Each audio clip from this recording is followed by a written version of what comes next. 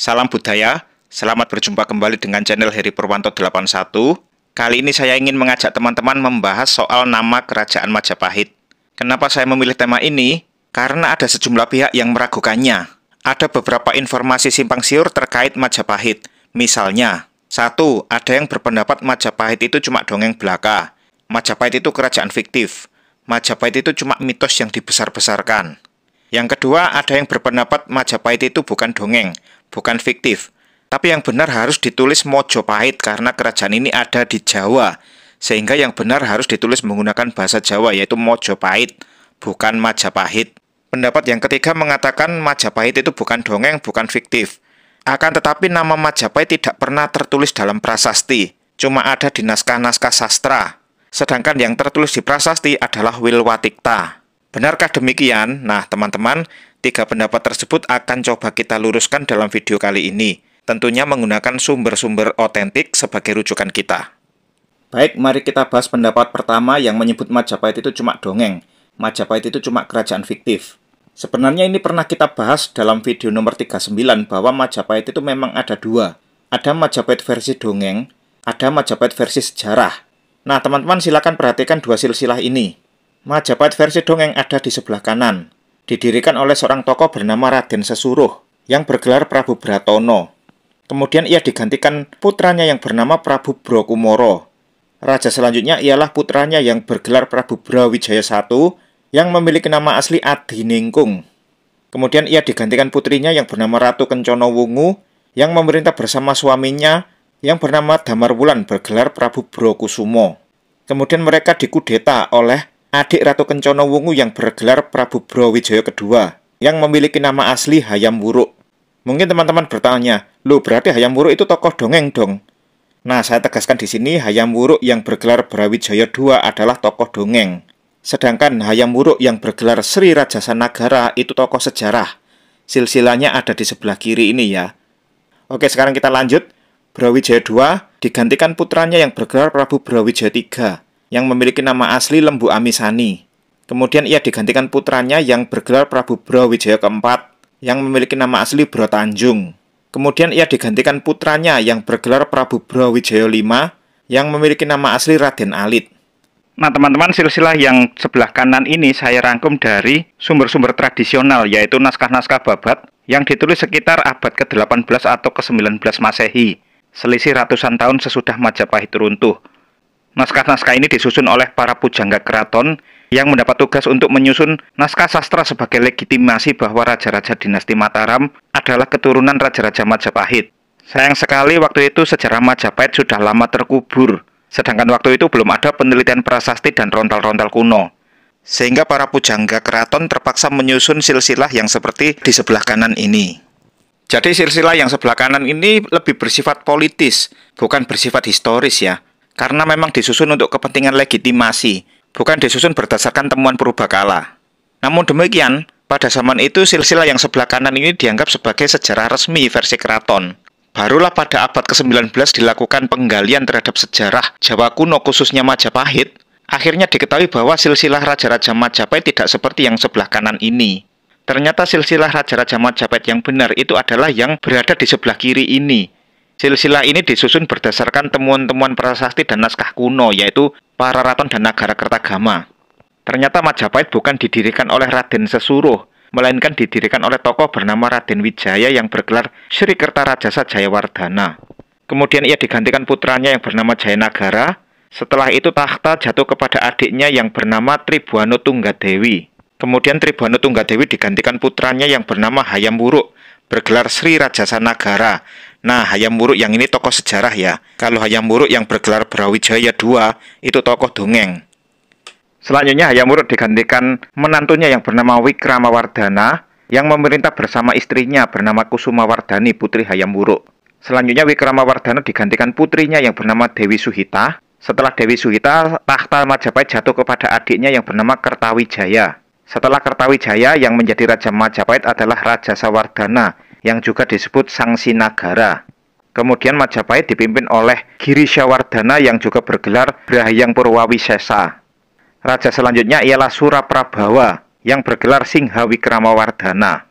Selanjutnya ada raja bernama Bhre Kertabumi, yang ini masih diperdebatkan ya. Ada yang mengatakan Bhre Kertabumi adalah Raja Majapahit yang terakhir. Ada juga yang mengatakan bahwa Bhre Kertabumi itu Raja Jawa yang ibu kotanya sudah pindah ke Daha, bukan lagi di Majapahit. Mengenai tokoh ini sudah kita bahas dalam video nomor 32. Jadi Majapahit itu memang ada dua versi. Versi sejarah yang bersumber dari temuan purbakala, dan versi dongeng yang berasal dari naskah-naskah tradisional yang disusun ratusan tahun sesudah Majapahit runtuh, sehingga tingkat kevalidannya sangat rendah. Tapi ada juga pihak yang berusaha mencampur aduk dua versi tersebut. Misalnya Raden Wijaya itu kan Pangeran Singhasari, dianggap sama dengan Raden Sesuruh Pangeran Pajajaran. Sehingga muncul cerita bahwa Raden Wijaya itu berasal dari Sunda. Nah, cerita bahwa Raden Wijaya berasal dari Sunda itu sudah kita bantah dalam video nomor 40. Bahwa cerita tersebut sumbernya lemah, karena berasal dari naskah buatan baru yang dikuno-kunokan. Tingkat kevalidannya rendah dan tidak bisa dijadikan sebagai rujukan sejarah. Selain itu ada juga yang mencampur aduk Raja-Raja Majapahit akhir antara versi sejarah dengan versi dongeng. Bhre Kertabumi dibilang sama dengan Brawijaya V, Suraprabawa dibilang bergelar Brawijaya IV, Giri Sawardhana dibilang bergelar Brawijaya III, Raja Sawardhana dibilang bergelar Brawijaya II, Kertawijaya dibilang bergelar Brawijaya I. Nah, ini juga tidak benar ya. Dua hal berbeda tapi dicocok-cocokkan. Itu istilah populernya cocok logi. Teman-teman kan bisa lihat di sini, silsilahnya saja berbeda. Kok bisa dicocok-cocokkan? Tidak ada bukti sejarah bahwa Kertawijaya pernah bergelar Brawijaya I, Raja Sawardhana pernah bergelar Brawijaya II. Itu tidak ada bukti prasastinya, tidak ada bukti naskahnya. Itu hanyalah cocok logi yang dilakukan oleh masyarakat modern yang mencampur aduk antara versi sejarah dengan versi dongeng. Jadi sebaiknya versi sejarah dengan versi dongeng itu biarlah jalan sendiri-sendiri, tidak usah dicampur aduk. Saya pribadi menyukai dua-duanya ya. Yang versi dongeng pun saya tetap suka dari sudut pandang sastra. Kalau saya nonton ketoprak yang mengambil cerita Damar Wulan lawan Menak Jinggo ya tetap saya nikmati. Tapi itu saya anggap sebagai bagian dari sastra, bukan sejarah. Jadi kalau ada yang mengatakan Majapahit itu cuma dongeng belaka, ya Majapahit yang mana dulu? Kalau Majapahit yang didirikan oleh Raden Sesuruh dengan raja-rajanya yang bergelar Brawijaya pakai angka, ya memang benar itu cuma cerita dongeng. Tapi kalau Majapahit yang didirikan oleh Raden Wijaya itu benar-benar ada, bukan dongeng ya. Ada bukti peninggalannya, ada bukti otentiknya berupa prasasti. Tapi kalau mereka bersikeras mengatakan bahwa semua Majapahit itu dongeng, baik itu Raden Sesuruh itu adalah tokoh dongeng, Raden Wijaya juga disebut sebagai tokoh dongeng, ya berarti itu adalah kaum hater. Yang namanya hater itu tidak bisa diajak untuk mencari kebenaran, mereka inginnya cuma mencari pembenaran. Kalaupun kita tunjukkan bukti prasasti, mereka akan bilang kalau prasasti itu palsu, itu prasasti buatan Belanda. Nah ini kan lucu ya, apa Belanda itu kurang kerjaan kok repot-repot membuat prasasti segala. Lagi pula, tidak semua prasasti itu ditemukan oleh Belanda. Ada banyak prasasti yang ditemukan setelah Indonesia merdeka. Misalnya prasasti Mula Malurung itu ditemukan tahun 1975, prasasti Adanadan ditemukan tahun 1992. Ada juga yang ditemukan pada abad 21, yaitu prasasti Warunggahan, ditemukan pada tahun 2018. Nah, tahun-tahun segitu kan Belanda sudah pulang kampung. Kok bisa Belanda dituduh memalsukan prasasti? Jadi, prasasti dibuat oleh Belanda itu kan cuma asumsi yang diciptakan oleh para haters untuk membenarkan keyakinan yang mereka bangun sendiri, bahwa Majapahit itu cuma dongeng. Nah, itu kan keyakinan mereka. Sehingga segala kebenaran yang kita tunjukkan, itu akan dibantah dengan asumsi yang mereka buat sendiri. Oh ya, ada juga naskah Pararaton dan Nagara Kertagama pun dibilang buatan Belanda. Nah, itu sudah kita bantah ya dalam video nomor 31. Oke, sekarang kita lanjut ke persoalan nomor 2. Yang benar Majapahit atau Mojopahit? Nah, yang mengatakan yang benar Mojopahit, itu mungkin mereka belajar sejarah itu berdasarkan cerita ketoprak ya. Kalau di panggung ketoprak, memang pengucapannya itu Mojopahit. Misalnya penyebutan seperti ini ya. Warangkanata ing Praja Mojopahit nenggih Rekyono Patih Gajah Mada. Penyebutannya seperti itu. Nah, tapi perlu diingat, ketoprak itu pentasnya menggunakan bahasa Jawa baru. Sedangkan Majapahit adalah kerajaan yang ada di era Jawa kuno. Saya ulangi ya, Majapahit yang didirikan Raden Wijaya itu adanya di era Jawa kuno. Penulisannya menggunakan aksara Kawi atau aksara Jawa kuno seperti ini. Tulisan ini dibaca Majapahit. Kemudian yang seperti saya bahas di depan tadi, pada era Jawa baru muncul naskah-naskah sastra yang disusun oleh para pujangga keraton era dinasti Mataram. Dalam naskah-naskah tersebut penulisannya seperti ini, menggunakan aksara Jawa Baru atau disebut juga carakan. Nah, ini cara bacanya ada dua versi ya.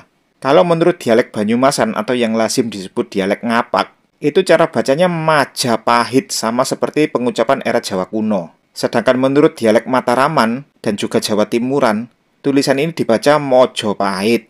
Tapi perlu diingat, ini hanya pengucapan ya. Tapi kalau ditulis menggunakan huruf Latin, sesuai kaidah bahasa Jawa yang baku, penulisannya tetap menggunakan A, Majapahit. Nah, ini pun sudah kita bahas dalam video nomor 8, tentang kaidah penulisan bahasa Jawa menggunakan huruf Latin. Misalnya ya, 2, bahasa Jawanya loro. Kalau ditulis menggunakan huruf Latin, LORO. Sedangkan sakit, bahasa Jawanya loro. Kalau ditulis menggunakan huruf Latin, LARA. Seperti filmnya Bayu Skak yang berjudul Loro Ati, itu sudah benar ditulis menggunakan huruf A. Jadi kembali ke persoalan nomor 2 tadi, yang benar Majapahit atau Mojopahit. Kalau bahasa Jawa kuno, pengucapannya adalah Majapahit. Sedangkan bahasa Jawa Baru, ada dua dialek ya, dialek Banyumasan menyebut Majapahit seperti Jawa kuno, dan dialek Mataraman menyebut Mojopahit. Tapi itu hanya pengucapan saja. Kalau untuk penulisannya menggunakan huruf Latin sesuai kaidah Jawa Baru adalah Majapahit penulisannya. Oke, selanjutnya persoalan nomor 3. Ada yang mengatakan Majapahit itu tidak ada di prasasti, adanya cuma di naskah-naskah sastra. Sedangkan yang ada di prasasti itu adalah Wilwatikta. Nah, ini langsung saja saya bantah bahwa itu tidak benar. Itu adalah pendapat yang keliru. Saya punya bukti foto prasasti Tuhan Nyaru tahun 1323, era pemerintahan Sri Jayanagara, Raja kedua Majapahit. Foto prasasti Tuhan Nyaru ini ada di buku saya yang berjudul Pararaton Biografi Para Raja Singhasari Majapahit, terbit tahun 2023. Ada di halaman 340. Di sini terbaca Rajai Majapahit, yang artinya Kerajaan Majapahit. Mungkin ada teman-teman yang bertanya, loh itu kok tulisannya Majapahit menggunakan huruf JH. Itu namanya huruf Ja Mahaprana. Mungkin teman-teman bertanya, berarti yang nulis Majapahit pakai Ja biasa salah dong? Tidak juga sih, ya. Tidak salah, karena ada prasasti yang menggunakan Ja biasa atau Ja Alpaprana. Misalnya prasasti Selamandi 1. Nah, ini bacanya Majapahit biasa ya. Kalau yang menggunakan Ja Mahaprana, bacanya Majapahit. Jadi kalau ada yang tanya yang benar Majapahit atau Majapahit, ya semuanya benar. Anggap saja itu variasi, karena semuanya ada di prasasti. Yang menggunakan aksara Ja Mahaprana yaitu Majapahit ada di prasasti Tuhan Nyaru tadi, kemudian prasasti Prapancasarapura, dan prasasti Waringin Pitu. Sedangkan yang menggunakan Ja Alpaprana, Ja biasa, itu ada di prasasti Selamandi tadi, kemudian prasasti Petak, prasasti Sidotopo, itu juga terbaca Majapahit biasa. Adapun di naskah Pararaton itu semuanya tertulis, semuanya ada. Majapahit dan Majapahit itu semuanya tertulis di Pararaton, digunakan secara bergantian. Nah, kalau Wilwatikta apakah ada di prasasti? Ada. Ini saya punya foto prasasti Jiu 1, tertulis Wilwatikta. Sebenarnya Wilwatikta itu artinya apa sih? Ya sama saja. Wilwatikta itu bahasa Sansekerta. Wilwa artinya maja, tikta artinya pahit. Jadi Wilwatikta artinya juga sama, Majapahit. Nama yang orisinal Jawa kuno adalah Majapahit. Sedangkan Wilwatikta itu adalah nama tambahan menggunakan bahasa Sansekerta. Kebanyakan orang itu taunya hanya Wilwatikta saja. Padahal kalau di Nagara Kertagama variasinya banyak sekali. Kalau di Nagara Kertagama selain menyebut nama yang orisinal yaitu Majapahit, juga menyebut variasinya dengan menggunakan bahasa Sansekerta. Yang menggunakan bahasa Sansekerta itu tertulis Tikta Wilwa, Tikta Malura, Tikta Sripala. Itu tertulis di Nagara Kertagama. Ada juga bahasa Sansekerta yang rasa Jawa. Bahasa Sansekerta tapi susunannya seperti bahasa Jawa, yaitu Wilwatikta dan Sripalatikta. Jadi kalau bahasa Jawa itu kan susunannya DM, diterangkan menerangkan. Kalau bahasa Sansekerta susunannya MD, menerangkan diterangkan. Nah, ini ada bahasa Sansekerta yang rasa Jawa, bahasa Sansekerta tapi susunannya diterangkan menerangkan, yaitu Wilwatikta dan Sripalatikta. Mungkin di sini teman-teman ada yang bertanya, Majapahit itu kan kerajaan besar, kok namanya aneh ya, sederhana sekali. Kenapa namanya tidak gagah seperti Sriwijaya, Dharmasraya, Singhasari, Tarumanagara? Itu kan kesannya gagah. Kalau Majapahit itu kesannya kok sederhana sekali. Nah, ini mungkin akan kita bahas di video lain ya, tentang kronologi terbentuknya Kerajaan Majapahit, kenapa kok namanya seperti itu. Oh ya, tadi saya sempat menyinggung buku saya yang berjudul Pararaton Biografi Para Raja Singhasari Majapahit, yang diterbitkan oleh penerbit Javanika tahun 2023. Itu sudah pernah saya bahas testernya di video 48. Kalau mungkin ada teman-teman yang berminat untuk mengoleksi buku ini, silakan ya. Di video nomor 48 bagian akhir ada cara pemesanannya. Baik teman-teman, itu saja yang bisa saya sampaikan. Terima kasih sudah berkunjung ke video saya. Semoga bermanfaat. Sampai jumpa di video saya selanjutnya. Salam budaya.